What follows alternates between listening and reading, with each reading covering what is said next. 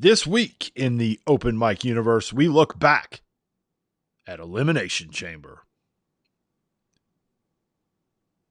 We kick things off with our first title match of the night. It's for the WWE Tag Team Championship. The challengers, the Street Profits, taking on Imperium. Street Profits, former two-time WWE Tag Team Champions. These two teams, though, no strangers to each other, as they have been in a bitter feud over the last few months, with each team really showing that they were willing to do anything and everything to try to take the other out. But tonight, this rivalry comes to an end, as this will be the Street Profits' last shot, last opportunity at trying to regain their WWE Tag Team Championships. We saw a lot of near falls in this one, a lot of broken pin attempts. Both these teams really brought it. We saw the best from both sides. Angelo Dawkins here takes out Giovanni Vinci on the outside. But in the end, Vinci would kind of have the last laugh, as he is able to get back into the ring before the count of 10. And in doing so, Imperium remains WWE Tag Team Champions via countout. This feud with the Street Profits is over. And you got to wonder, with WrestleMania coming up, what's on the horizon? What's next for the WWE Tag Team Champions? Next, we saw Zelina Vega in action as she took on Raquel Rodriguez. These two, at one time, the best of friends, close allies. But if you haven't been keeping up with what's going on in the open mic universe, we've got kind of a new LWO. Still captained by Rey Mysterio, but he's not doing typical Rey Mysterio things. He has turned his back on not only his former members of the LWO, but the fans and everybody. And we've got a complete shakeup in the LWO roster. Old members out, new members in. We've got Rey, Dirty Dom. Then we saw a little bit of a surprise as Raquel joined the ranks as she turned on Zelina. She has been making Zelina's life a living hell ever since. Zelina finally, in this one, getting a chance to get her hands on Raquel in the ring. But unfortunately, the nightmare continues as Raquel Rodriguez comes away with the victory. Next up, it was Ricochet taking on Gunther. Ricochet, who challenged Gunther against the advice of Ricochet's newest ally, Bobby Lashley. Ricochet looking to try to prove something. Had a great performance in the Royal Rumble. Came up a little short, but since that time, looking to try to make a statement, do something big. He challenged Gunther. Kind of thought maybe Gunther was... he's been kind of a bully around the WWE, and Ricochet looking to try to make a statement here at the Elimination Chamber, but it did not go well. Gunther just kind of really toyed with Ricochet in this one.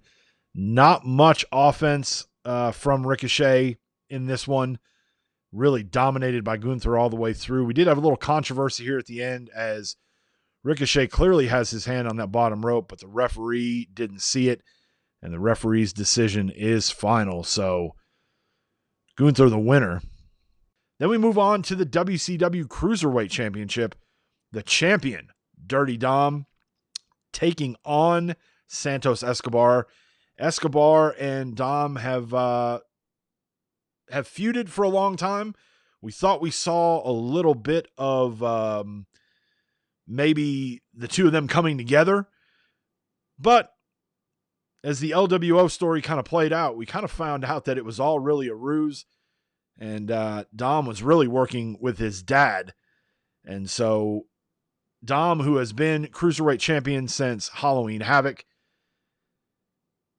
looked like Santos may have been able to overcome and win his second Cruiserweight championship here at Elimination Chamber.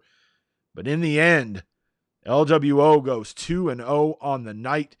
as this new group, this new attitude of the LWO is really kind of starting to show some positive benefits for the members of the group. Dom carrying on the legacy of his dad, a former cruiserweight champion himself, two-time cruiserweight champion in our universe. Then we move on to the men's Elimination Chamber match. The winner of this one moving on to WrestleMania to take on the WCW World Heavyweight Champion AJ Styles. And all 6 of these men looking for an opportunity. The only one, actually I take that back, 2 former world champions in this group. We've got Sheamus as a former 2-time WWE World Heavyweight Champion, and Karrion Kross with a very short run as WCW World Heavyweight Champion. We saw as the participants started getting added to the match, we really kind of saw the punishment getting dished out all around. Miz looking to try to put Sheamus out here. Unfortunately, only able to get a count of 2. Nakamura and Ray started this thing, and they definitely went the distance in this one, as we see Bronson Reed with a DDT on Karrion Kross. Sheamus here in some trouble as well. Nakamura would get the first elimination as he eliminated Bronson Reed. Sheamus would take out Karrion Kross here.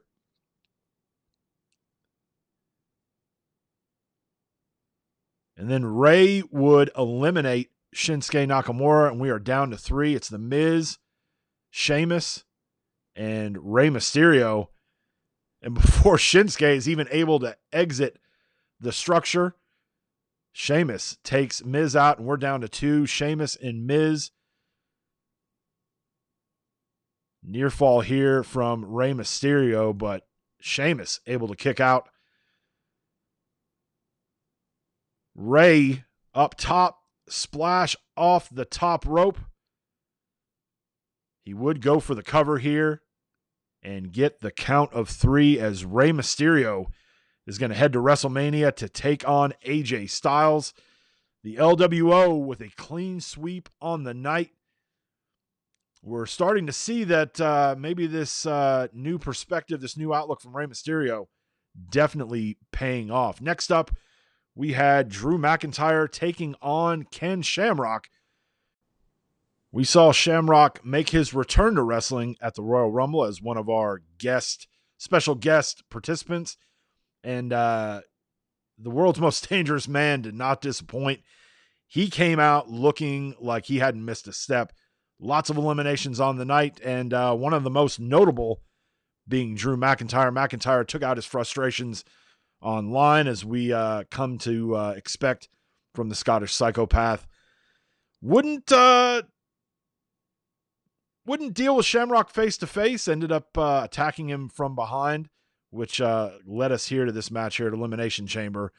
But Shamrock really in this one didn't give the same performance that we saw at the Rumble, and McIntyre does pick up the win via countout. And he'll look to try to take that momentum into WrestleMania. Our next title defense was for the WCW Tag Team Championship. It was the New Day challenging the Judgment Day. As storied a career as the New Day has had, all the championships, the accolades, definitely first ballot Hall of Famers, but in the open mic universe, the New Day has never won a championship, and that is 2K23 at the start of the universe. As we carried it over into 2K24, Woods and Kingston have not been able to win a championship. Would tonight be the night? Would tonight be the night that the power of positivity finally breaks through and Woods and Kingston are able to accomplish something that they have been fighting for the last 2 years? These two teams brought it. We saw a lot of high flying, a lot of action, a lot of punishment dished out from both teams. We saw a lot of near falls. We've seen Kofi Kingston in a lot of situations over these last 2 years. This may have been the best performance that we have seen from Kofi Kingston in the open mic universe. McDonough here finding himself in a little bit of trouble. But in the end, Kofi able to get the 3 count on him. Balor not too happy with the result. But finally, the New Day, Kofi Kingston, Xavier Woods, can now call themselves champions in the open mic universe. They are the new WCW Tag Team Champions. Then it was time for the Intercontinental Championship match. The champion, LA Knight, the Royal Rumble winner, who has decided that he will go and challenge Roman Reigns at WrestleMania. Reigns decided to start that party early as he sent his henchman, Solo Sikoa, to kind of get the party started a little early. We started seeing some attacks by Sikoa to LA Knight, which prompted Knight to challenge Solo to a match here at Elimination Chamber. And you know how the Tribal Chief is. You know how Paul Heyman is. They're going to try to work some things behind the scenes. And that's how this one turned into a title match. LA Knight riding a huge wave of momentum coming out of the Rumble. Really had his sights set on kind of a flashback that we saw back at WrestleMania 6, where we saw the Intercontinental Champion taking on the World Champion. And unfortunately for him, that roadblock is Solo Sikoa, and Reigns distracting Knight, trying to do everything he can to try to give Solo and the Bloodline the upper hand, which, you know, we expect nothing less. LA Knight with a DDT, but only gets a 1 count. Sikoa, Samoan Spike, but that wouldn't be enough to keep the megastar down, as he is only able to get a count of 2 on the outside with the referee distracted. Roman, of course, getting involved, but a second Samoan Spike would be enough to get the job done, as Solo Sikoa becomes the new WWE Intercontinental Champion. And then in kind of a weird display, we see the title, maybe as like a tribute, presented to the World Heavyweight Champion, to the Tribal Chief, Roman Reigns. It was a really weird display. Solo just kind of offering up the title in kind of a weird way. We have gotten clarification.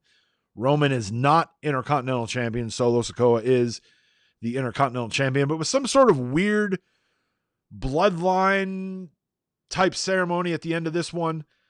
And Solo is our new Intercontinental Champion. And then in our main event, it was the Women's Elimination Chamber match. The winner moving on to WrestleMania to take on the WWE Women's Champion, Bianca Belair. And this one, another, just like the men's chamber match, we saw 6 very deserving women, any of which could have easily walked out of this one with the win. Out of the 6 ladies in this one, the only one who has held a women's championship in the open mic universe is Becky Lynch. She is a former 2-time WCW women's champion and a former 1-time WWE women's champion. She was actually the champion that Bianca defeated at Starrcade. And this one, much like the men's chamber match, did not disappoint. We saw these ladies give it their all and bring it.